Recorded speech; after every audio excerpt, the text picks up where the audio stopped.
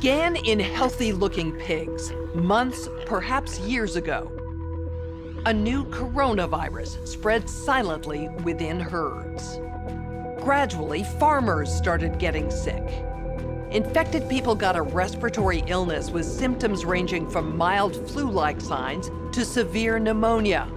The sickest required intensive care. Many died. Experts agree, unless it is quickly controlled, it could lead to a severe pandemic, an outbreak that circles the globe and affects people everywhere. The mission of the Pandemic Emergency Board is to provide recommendations to deal with the major global challenges arising in response to an unfolding pandemic. The board is comprised of highly experienced leaders from business, public health, and civil society. We could be looking at double the number of cases in 1 week and 16 times as many in a month if we are not able to stop the spread. That would be on the order of 500,000 cases, and it would continue to rise exponentially. In 3 months, we could be approaching 10 million cases. We're at the start of what's looking like it will be a severe pandemic. And there are problems emerging that can only be solved by global business and governments working together.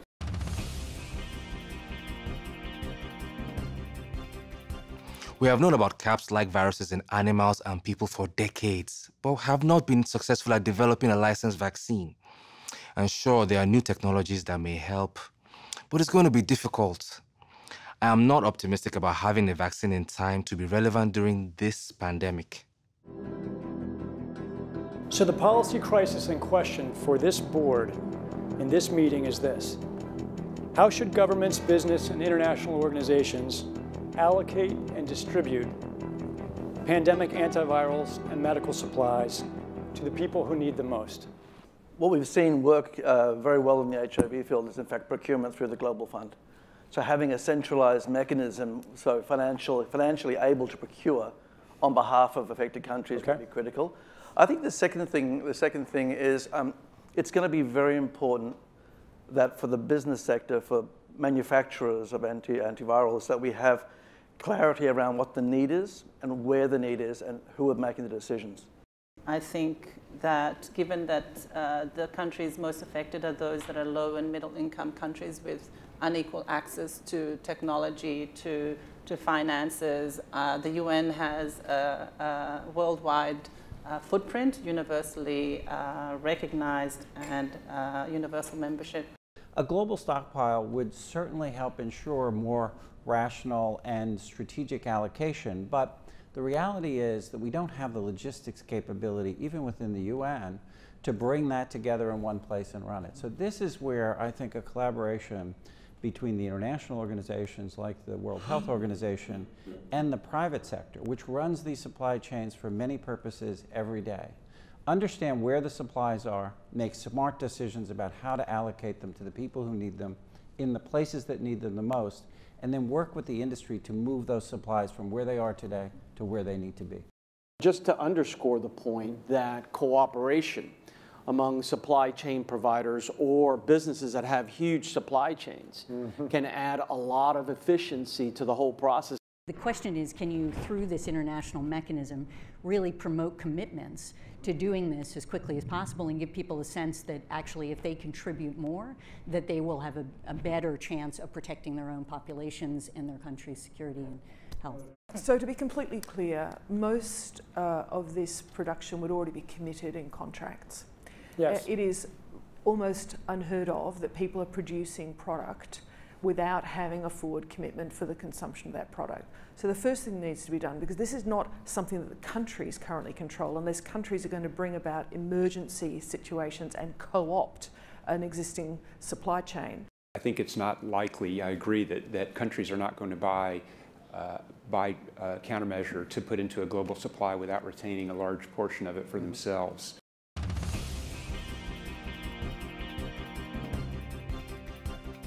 Public health agencies have issued travel advisories, while some countries have banned travel from the worst affected areas. As a result, the travel sector is taking a huge hit. Travel bookings are down 45%, and many flights have been canceled. A ripple effect is racing through the service sector. Governments that rely on travel and tourism as a large part of their economies are being hit particularly hard. How should national leaders, businesses, and international organizations balance the risk of worsening disease that would be caused by the continued movement of people around the world against the risks of profound economic consequence of travel and trade bans? If there's some sense that there's a UN institution that can do all of this, then I worry we're suffering from a delusional disorder on the power of the UN. It's really important to get those industries and their trade associations and an efficient leadership established, which is decentralized, but has a collective responsibility and accountability. And that needs to be supported by the public leadership. What is essential, what is non-essential travel, we have to clarify this. Otherwise, if we go down to 20% bookings over a long period, the company will run down. That's a fact. You know, there's a whole complex set of issues in a highly interdependent world on supply chains that are just in time. We need to think about how much flex there is in that just-in-time supply chain system and make sure it keeps running. I think it's going to take specificity, and it's going to take knowledge that only the private sector has.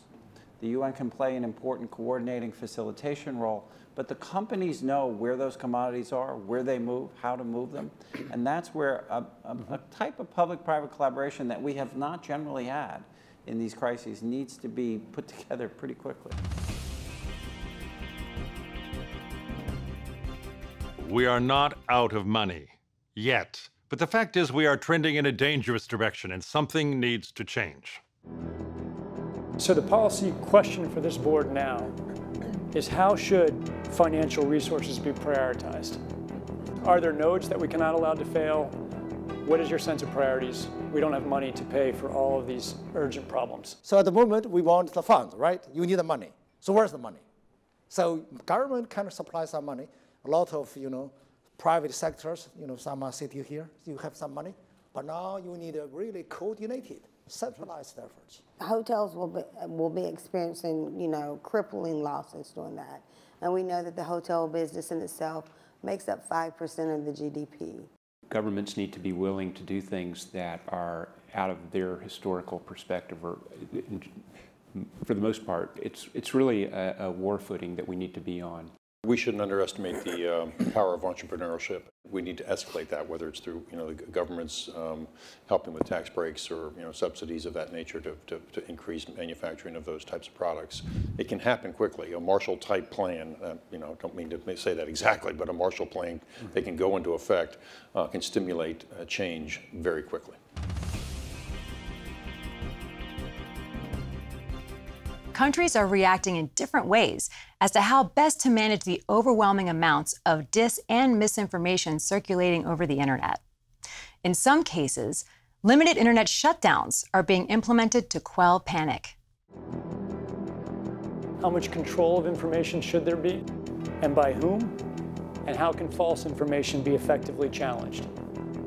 And what if that false information is coming from companies or from governments?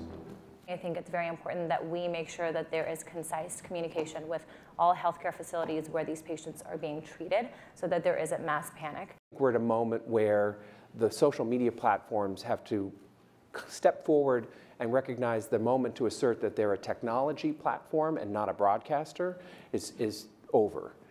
They, in fact, have to be a participant in broadcasting accurate information and partnering with the scientific and health communities to counterweight, if not flood the zone of accurate information, because to put the genie back in the bottle of the misinformation and disinformation is nigh impossible. One thing we haven't spoken about, and I'm wondering whether it's time to talk about this, is a step up from the part of the governments on enforcement actions against fake news. I personally do not believe that trying to shut things down in terms of information is either practical or desirable. And we do have, I think, a couple of strategies that are available to us, one of which is the flood strategy, second of which is relying and informing and equipping trusted sources of information with the facts so they can then pass that on. But we also need to actually think about a technological answer to this. The outcome of the CAPS pandemic in Event 201 was catastrophic. 65 million people died in the first 18 months. The outbreak was small at first and initially seemed controllable, but then it started spreading in densely crowded and impoverished neighborhoods of megacities. From that point on, the spread of the disease was explosive. Within 6 months, cases were occurring in nearly every country. The global economy was in a free fall. The GDP down 11%. Stock markets around the world plummeted between 20 and 40% and headed into a downward cycle of fear and low expectation. Businesses were not borrowing, banks were not lending. Everyone was just hoping to hunker down and weather the storm. Economists say the economic turmoil caused by such a pandemic will last for years, perhaps a decade. The societal impacts, the loss of faith in government, the distrust of news, and the breakdown of social cohesion could last even longer. We have to ask, did this need to be so bad? Are there things we could have done in the 5 to 10 years leading up to the pandemic that would have lessened the catastrophic consequences? We believe the answer is yes. So, are we as a global community now finally ready to do the hard work needed to prepare for the next pandemic?